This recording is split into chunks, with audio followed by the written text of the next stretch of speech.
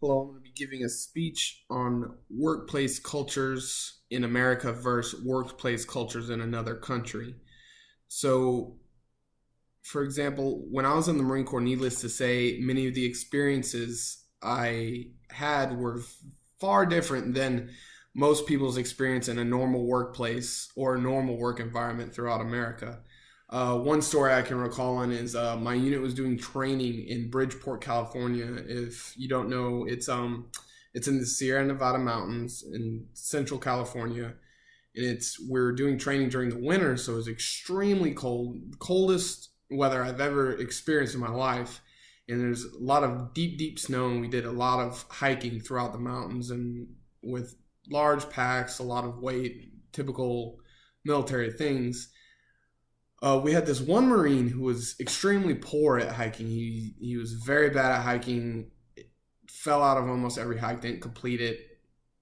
And so our first sergeant, and in the Marine Corps, your first sergeant's about the equivalent to like a supervisor or a higher up supervisor, something like that. And he got the idea to take this Marine and tie this Marine to himself. So there's no possible way this Marine could not complete a hike because he's tied to the supervisor. Most of the Marines, including myself, thought that this was hilarious. It's probably one of the funniest things we've ever seen. But it probably wasn't very funny to that Marine because he was getting quite literally drug around the mountains in California through the snow and a lot of extreme environments. And I realized to myself and my friends at the time it was hilarious, but to other people, to normal civilians in their working environment, that'd be something that is totally off the wall and unacceptable, and it would not be a good thing and looked down upon, I guess you could say. And so that experience made me realize that there's differences in workplace cultures within our own country, much less across the world. I mean, for example, I'm using Russia as a country, and that country's culture, just in general, put business aside, couldn't be more opposite from ours. Communism, capitalism, etc.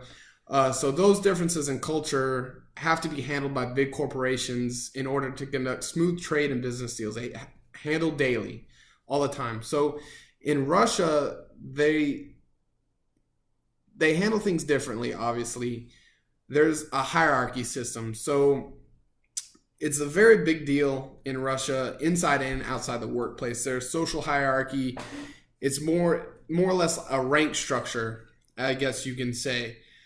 So Jake Roseman, who writes for careerprofessor.works, says that hierarchy in the Russian culture is extremely important. One's social rank is determined by age, position, and experience. So given your experience in a certain field would determine your position in that field. Also, your age would play a huge part into it.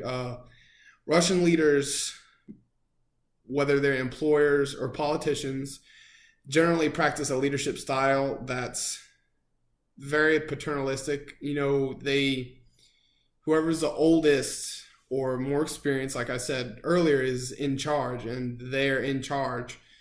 So they do favor a democratic work environment, though. They do like all their employees to have a voice, but obviously that person at the top of that hierarchy will have the final say. In some ways, that's how it should be. In some ways, that's how it is here in the U.S. as well. You can put your input and give certain reports or data with your job, but ultimately your boss is going to be the person that has the final say, and they're going to make that decision for that company or for that assignment, etc. Also, their communication style is vastly different. Russians prefer face-to-face, as in America, email is very acceptable, text, fax, those are very acceptable forms of communication. So in an article that I read titled What's the Difference Between American and Russian Cultures in Business, it's written by a lady named Ellie Williams. She says that they prefer to hear their news from people they know and trust face to face. It's more of a personal communication. Like I said, in America, fax, email, text is very, very acceptable. So it's two opposite ends. but something that can't be handled when making a business deal in Russia. And lastly, their business mentality is a little different. Businesses in Russia can be difficult without a local connection. And when I say local connection, I don't mean like a person, like you need to get that connection, like you need to know somebody, or you need a translator. An article that I read, Doing Business in Russia, is posted on todaytranslations.com. Small gifts are often given when doing business in Russia.